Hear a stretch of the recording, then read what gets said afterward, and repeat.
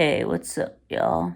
And we're back with another college football 2025 preview and prediction. Today we got the Illinois Fighting Illini.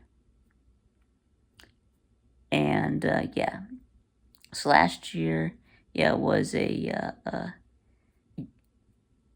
really good year for Illinois. Uh, 9-3 in the regular season. 10-3 after beating South Carolina in a bowl game. First time reaching double-digit wins since a long time ago. So, but I think maybe like 2007, maybe. Sometime in the 2000s. But anyway, let's see. And then this year, you do bring back your quarterback, Luke Altmaier. He had 2,700 yards last year, 60.8% completions, 7.8 yards per attempt, 22 touchdowns, 6 interceptions. Okay, so we take a look at the running backs. You do lose your leading rusher, Josh McCray, transferred to Georgia.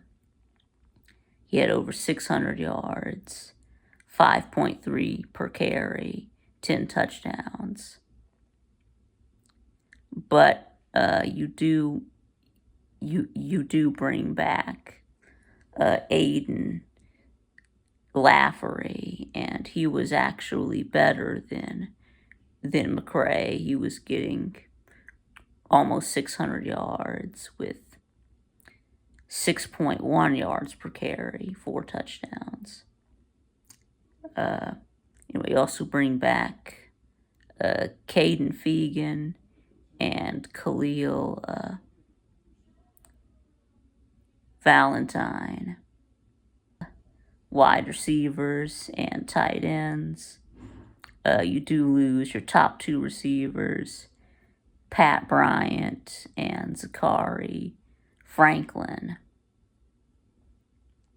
And so Pat Bryant had over 900 yards, 10 touchdowns, and Franklin over 800 yards and 4 touchdowns. But you do bring back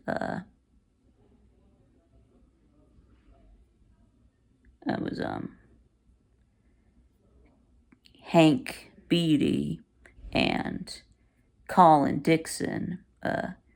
They both had a handful of catches last year. And also from the transfer portal, you did get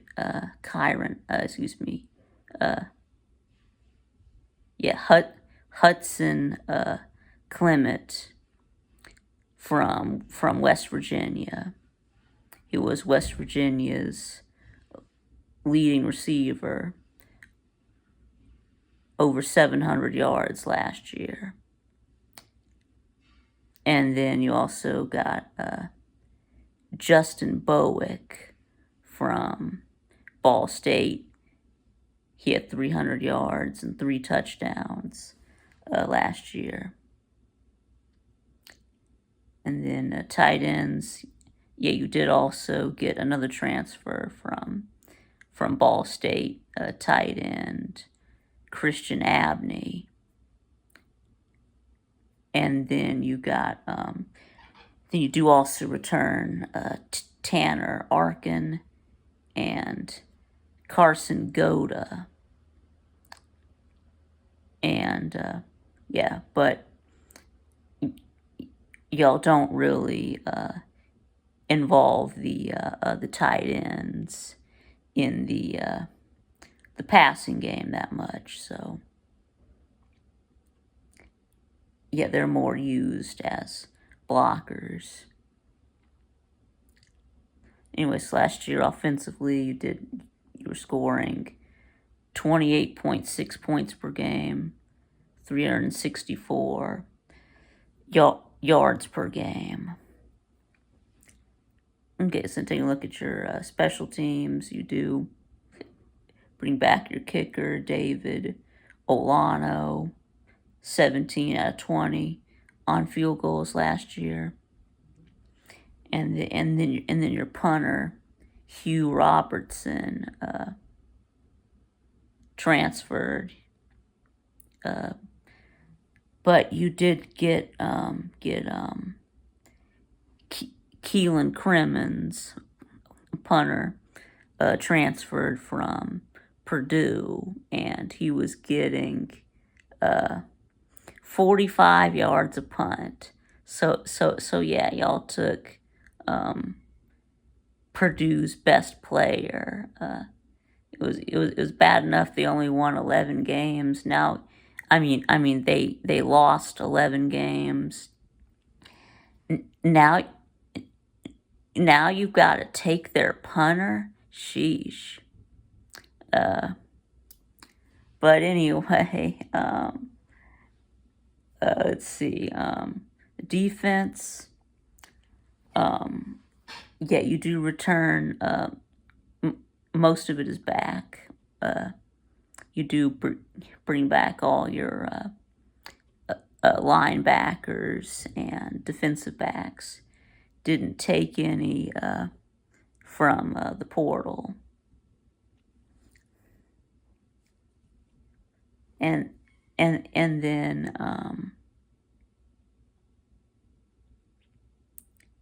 let's see. So yes, your linebackers. Yeah, you got Dylan Rosiek, James Krutz, and Ryan Mead. And they do bring back safeties. Yeah, and your leading tackler, Matthew Bailey, and Miles Scott, and Xavier Scott. And then you've got cornerbacks, Jaheim Clark and Jacob Patterson, or Caleb Patterson. Anyway, and you didn't take any linebackers or DBs from the portal.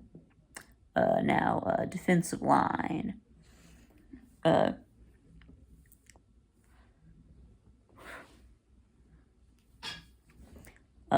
Yeah, so you do bring back defensive end and your sack leader, Gabe Jacos. He had 8 sacks. Do lose defensive tackle Zara Edwards, and you also lose some other defensive ends. Like you do lose Seth Coleman, Dennis Briggs, and Alex Bray. But you do bring back defensive tackle Jeremiah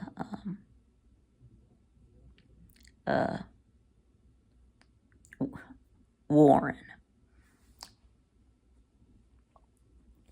And then out of the transfer portal, you did get, you got 3 players from Wisconsin. You got defensive tackles James Thompson and Kurt Neal, and defensive end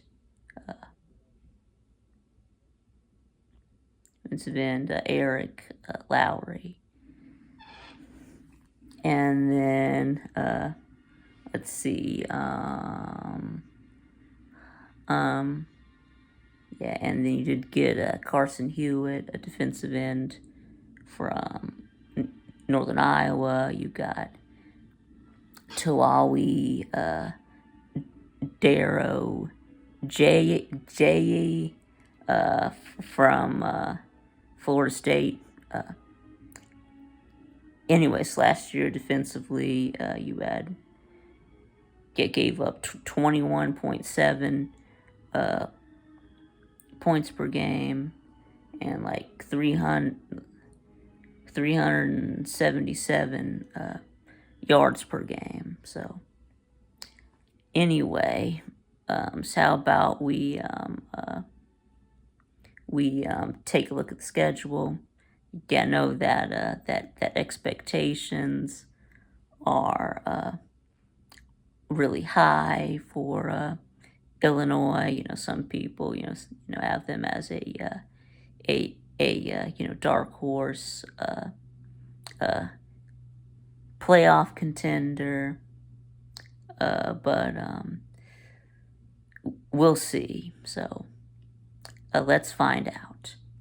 So you start out week 1 against Western Illinois.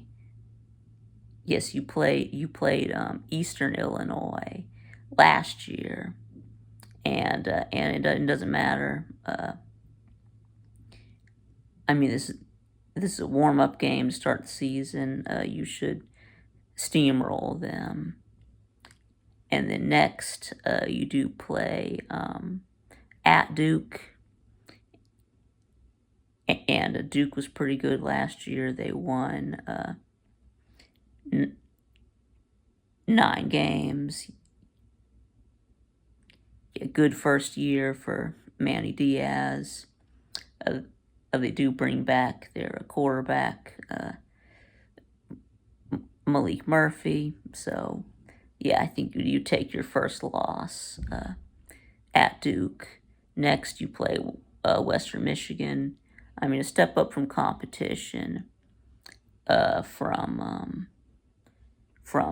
Western Illinois. You played Central Michigan last year. This year, Western Michigan, but yeah, this should be another easy win. And then next year, at Indiana, I already did Indiana this year. I think that they're taking a little bit of a step back. Probably not making the playoffs this year, but I do have them beating you. So, and the next you come back home, you play Southern Cal, and I already did a preview for Southern Cal. So, yeah, so you already know I've got this is a win, and then at Purdue.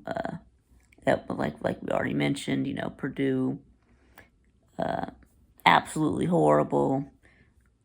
1-11 last year. Now you did for some reason you decided to go to overtime against Purdue last year. I mean, it's a good thing that you didn't lose, but still going to overtime is embarrassing enough. I don't think it will be close this time, though. Yeah, got you beating Purdue. Anyway, next you play Ohio State, and this is an automatic loss. Sorry, I mean they're just way more talented than you. So sorry, that's a loss. They got Jeremiah Smith and all those receivers, and and yeah, I think you're gonna lose, and it's I don't even think it's gonna be close. I think you get blown out. But next, you do get your first bye week, and you come out of that, and you're at Washington. Got to travel all the way out there. Of course, last year was a rebuilding year, losing all that talent from 23 when they went to the national championship.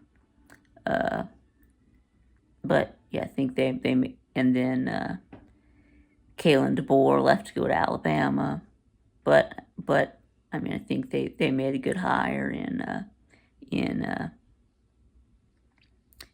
Jeb Fish after he won